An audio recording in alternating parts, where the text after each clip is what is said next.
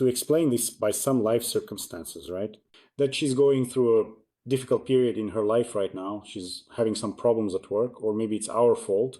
Like 6 months ago, you didn't take out the trash, right? You didn't bring it to the stairwell. That's why I'm in a bad mood. And the man takes these kinds of explanations as the truth. And what's most unfortunate, he starts trying to adapt again, to please her again, to fix things again, right? Let's say, to smooth things over, which will inevitably lead to his situation getting even worse. So what happens next? Next, the girl, due to one reason or another, starts to take a dominant position in the relationship. Friends, that's the end. In other words, if the girl has started to take a dominant position in the relationship, it's only a matter of time before a breakup happens. Either she'll leave for nowhere, or she'll leave for someone else, as was the case in our situation, by the way.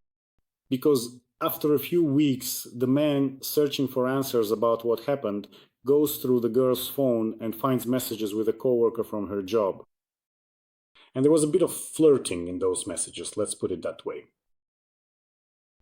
So what does the man do? The man throws a fit, which was completely unacceptable. Why? Because it comes across more like being offended, like a tantrum, and it won't achieve any result. And after this conflict and discussion arise, the girl, as they say, believes the best defense is a good offense. So after these momentary excuses, the girl starts saying things like, "Why are you trying to control me?" Or, "Why did you take my phone? I told you it would be better if we broke up." And in the end, this conflict, well, let's say, was temporarily swept under the rug. The next day, she leaves for work, but now the question of breaking up was already on the table. After that, we have a consultation. And what plan of action did we choose? The next day, the man buys a gorgeous bouquet of flowers and some little souvenir. Yes, friends, you heard that right. He goes to the girl's workplace and presents all of this to her.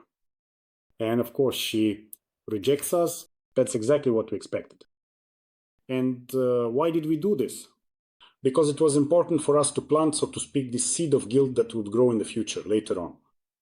By the way, there are many cases where men at the end of a relationship did some crazy things for the girl, gifts, flowers, these visits.